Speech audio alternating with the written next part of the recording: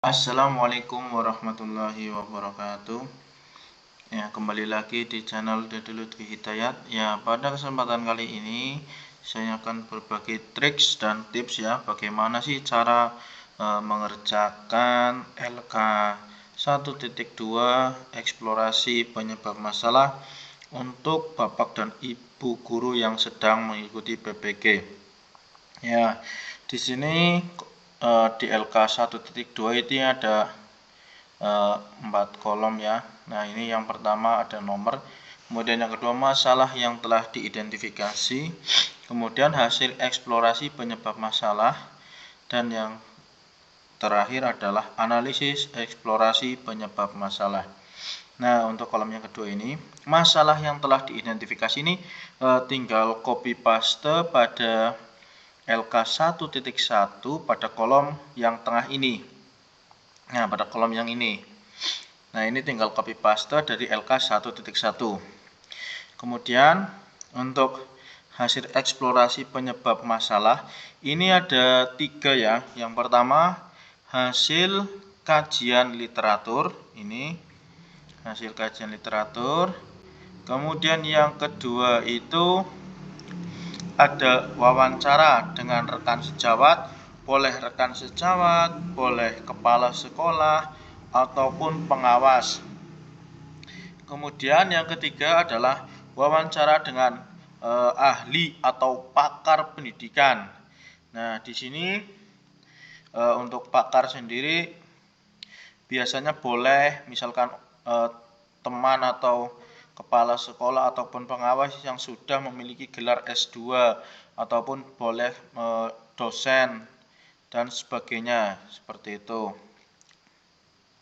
Kemudian kolom yang analisis eksplorasi penyebab masalah ini hasil dari kajian literatur, kemudian wawancara rekan sejawat, dan juga dari wawancara pakar. Nanti kemudian disimpulkan kira-kira penyebab masalah yang menjadi faktor utama atau penyebab utama yang menyebabkan misalkan proses pembelajaran berpusat pada guru itu apa saja.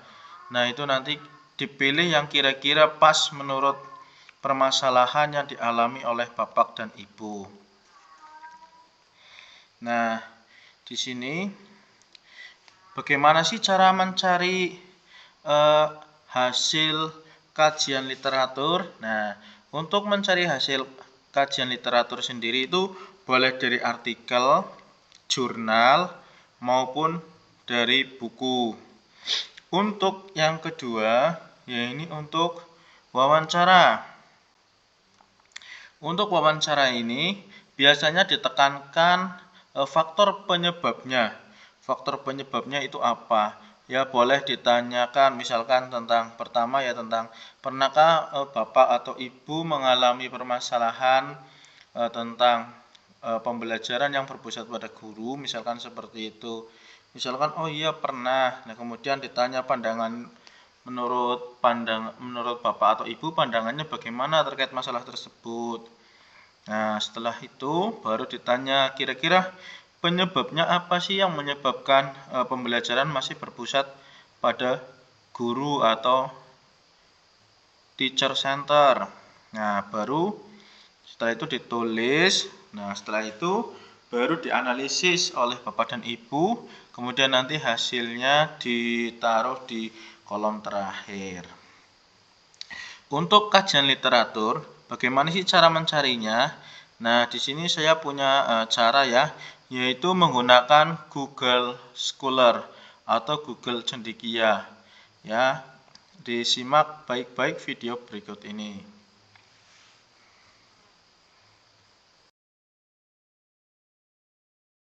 Ya, untuk mencari Google Scholar, kita tinggal mengetik saja di sini untuk Google Cendekia ya, tinggal mengetik saja di sini Google Scholar. Nah, ini langsung muncul. Nah, di sini langsung saja kita mengetik kata kunci, misalkan tadi ya, pembelajaran berpusat pada guru. Nah, ini permasalahan kita menggunakan kata kunci. Nah, di sini kan muncul. Nah, ini nanti bisa langsung Bapak dan Ibu download ya. Bapak dan Ibu download. Nah, kemudian bagaimana sih cara mengutip dari Google Scholar? Nah, untuk mengutip ini Bapak dan Ibu tinggal klik tombol ini cite ya. Mohon maaf ini tidak bisa bahasa Inggris. Nah, ini yang tulisannya cite tinggal diklik. Nah, ini langsung keluar. Ini nanti tinggal di copy sama Bapak dan Ibu. Dimasukkan sebagai sumber dari Google Scholar pencarian kajian literatur. Nah, ini kan termasuk jurnal online. Ini sangat bagus, biasanya sangat recommended untuk mahasiswa-mahasiswa yang sedang mengikuti PPG. Ya, seperti ini ya caranya, tinggal klik ini, diklik nanti keluar. Misal, nah ini langsung otomatis mendownload. Untuk kajian literatur sumbernya tinggal diklik ini. Untuk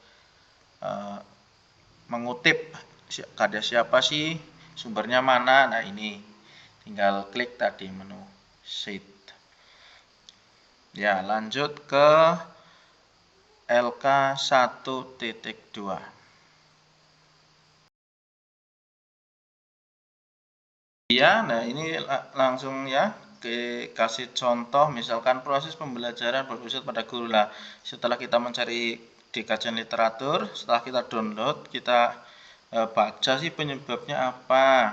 Nah, menurut Ruslan 2019 pada halaman 323 sampai 331 beliau mengatakan bahwa penyebab pembelajaran berpusat pada guru, nah ini disebabkan karena peserta didik informasi secara pasif dan lain sebagainya. Kemudian yang kedua ada dari Grant and Hill menyebutkan ada 5 faktor yang menyebabkan guru menggunakan teacher center atau pembelajaran berpusat pada guru. Nah, ini seperti itu. Tanggung jawab yang baru sebagai guru, zona nyaman yang sudah didapatkan atau guru. Nah, ini linknya nanti, link yang dari jurnal itu tinggal di copy di sini. Lah, ini sumber-sumber yang tadi dikutip, nanti tinggal diletakkan di bawahnya. Untuk wawancara dengan rekan sejawat atau kepala sekolah maupun pengawas. Nah, ini karena dulu saya wawancaranya dengan rekan sejawat, jadi ini saya menggunakan wawancara rekan sejawat. Nah, berdasarkan wawancara dengan rekan sejawat, pembelajaran berpusat pada guru disebabkan oleh yang pertama, guru nyaman menggunakan metode ceramah. Kemudian, guru malas membuat media pembelajaran yang menarik. Kemudian, wawancara dengan pakar pendidikan atau dengan ahli, ya, guru belum membuat perencanaan yang baik, guru malas membuat alat peraga. Kemudian yang ketiga, keterbatasan kemampuan guru dalam pembelajaran. Nah, dulu saya karena wawancara dengan pakar, karena sulit menemui dosen, maka saya memilih rekan atau teman yang sudah memiliki gelar S2, karena menurut beliau itu sudah termasuk, menurut saya sendiri beliau sudah termasuk masuk ke kategori ahli atau pakar.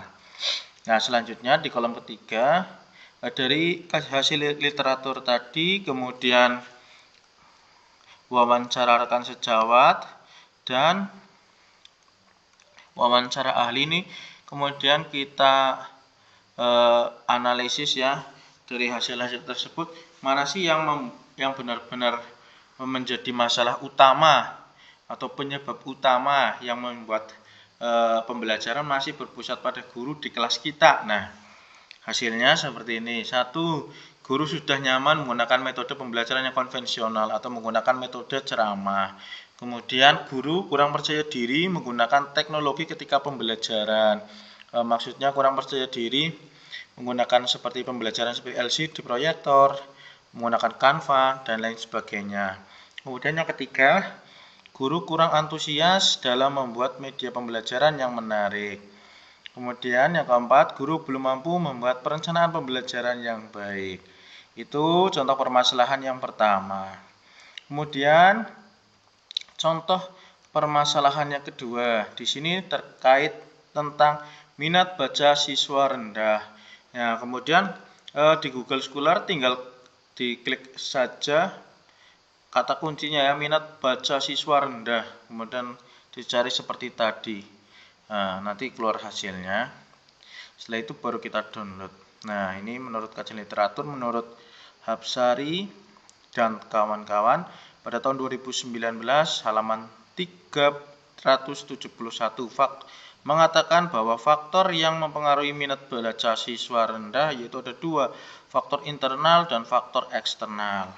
Faktor internal disebabkan diantaranya oleh kecerdasan minat dan perhatian, kemudian motivasi, ketekunan, sikap, kebiasaan membaca, serta kondisi fisik dan kesehatan.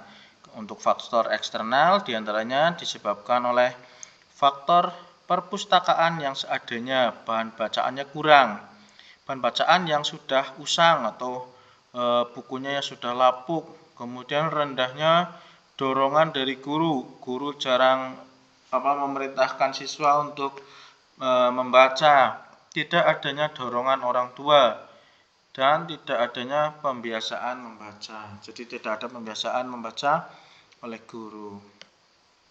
Nah, kemudian wawancara dengan rekan sejawat. Faktor siswa minat bacanya rendah. Yang pertama, membaca merupakan kegiatan yang membosankan bagi siswa.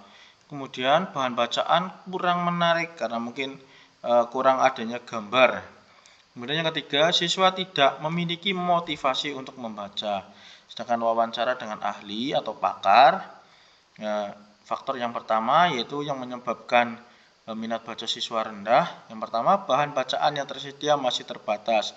Jadi bukunya masih terbatas, kemudian belum memanfaatkan perpustakaan dengan baik, belum adanya pemanfaatan perpustakaan dengan baik, misalkan peminjaman buku atau kunjungan perpus belum terjadwalkan dan sebagainya. Kemudian dianalisis kira-kira yang menyebabkan minat baca siswa rendah itu apa saja yang benar-benar terasa di kelas kita. Misalkan yang pertama, motivasi siswa dalam membaca masih rendah, pembiasaan membaca belum berjalan dengan baik, kemampuan membaca siswa banyak yang masih rendah, kemudian perpustakaan belum digunakan dengan maksimal, kemudian bahan bacaan yang tersedia di perpustakaan masih terbatas. Ya, sekian video contoh cara mengerjakan LK 1.2 eksplorasi penyebab masalah. Semoga bermanfaat bagi Bapak dan Ibu semuanya. Terima kasih. Billahi taufiq wal hidayah. Wassalamualaikum warahmatullahi wabarakatuh.